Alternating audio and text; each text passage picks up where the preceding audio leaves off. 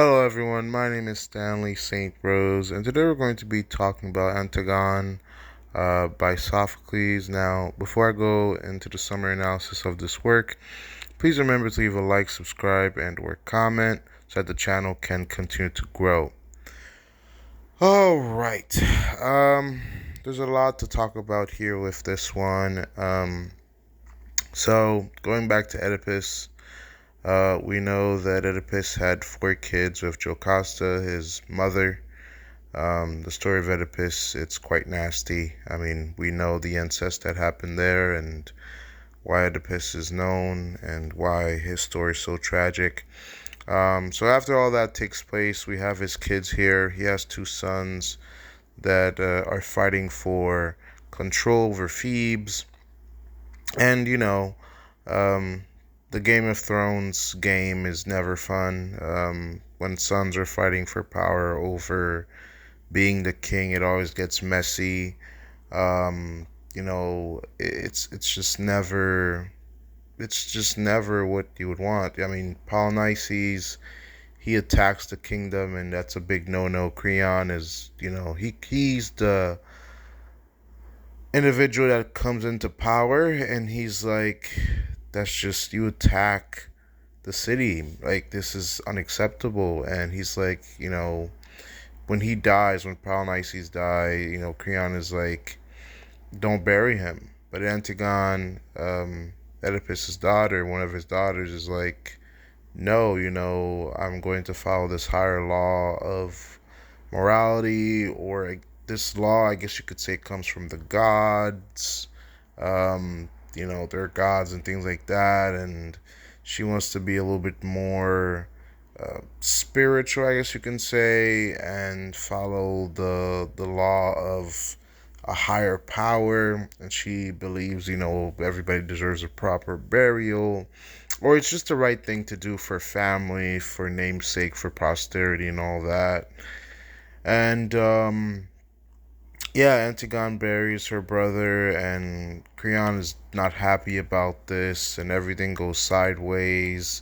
Creon sentences her to die. She goes and they put her in a tomb to die, and she hangs herself, and she dies. And Creon, he realizes his mistakes, way too late. His wife dies. He starts to lose in terms of, everybody's dying because of his decisions.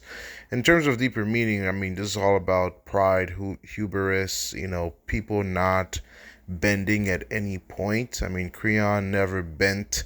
He was just human law, to establish order and power and control. My word is law. You're going to listen to me no matter what.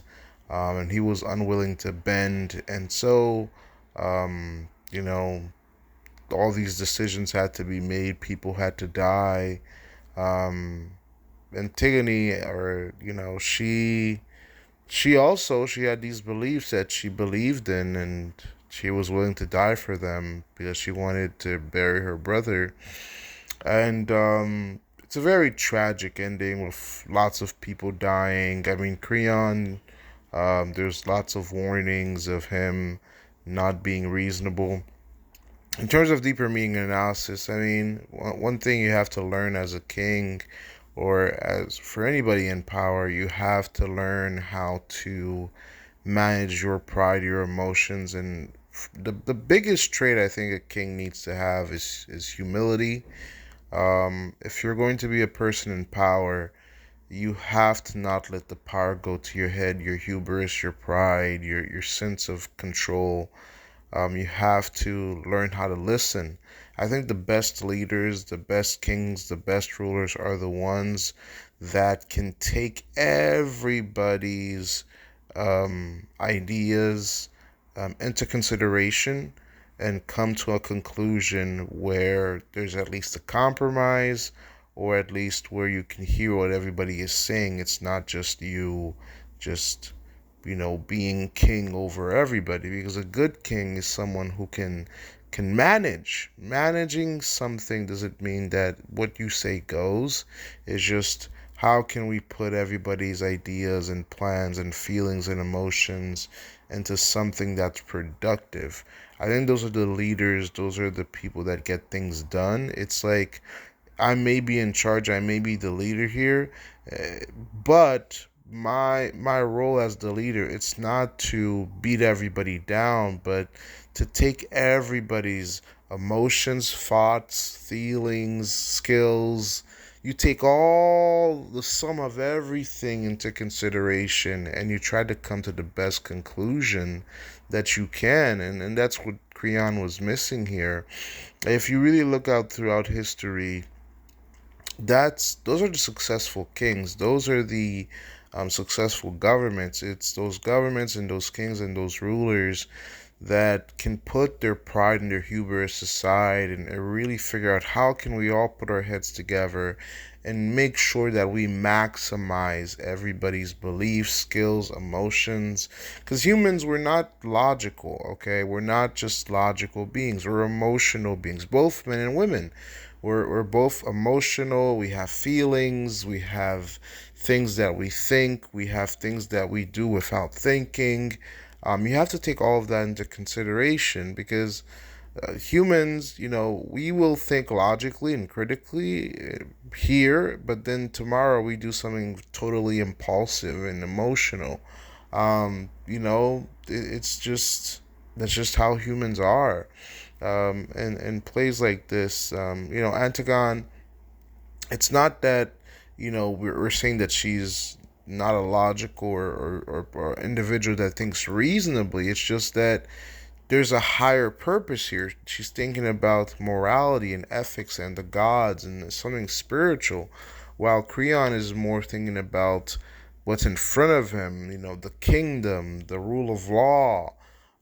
There's something above the rule of law. Whether you believe in God or not, there's something above the physical world. I mean, all humans that have ever lived, we've always believed in something higher than ourselves. Whether you believe it or not, the spiritual world does exist. I mean, look at the world, man. There's a church on every corner. Whether you are in America, wherever you are in Europe, wherever you are in the Middle East, no matter how far science has gone, human beings, for some reason, we've always believed in something greater than ourselves. No matter who you look out, there are scientists who believe in something. There are journalists, doctors, lawyers, human beings. We've always believed in something higher than ourselves. That's why there's so many churches and spiritual buildings, and there's people that believe in horoscopes. There's people that are spiritual. There's people that there's always, no matter how advanced, no matter how sophisticated, from the first human to the last human, we've always believed, the majority of us, the vast, like 99.9999 whatever percent of human beings, we've always believed in a higher thing than ourselves. And Antigone, she wasn't just looking at the critical, the logical, or the rule of law, or the world in front of us. She just had a higher outlook on the world and what's right. So that's why she had to bury her brother, and that's why she had to die for it. And Creon, his pride, his hubris, pretty much cost him his wife, and it cost him a lot. So yeah, so very interesting work here. Well, it's Sophocles. It's always interesting. But that's all I have to say about this one. Please remember to leave a like, subscribe, and or comment, and I'll see you guys in the next video.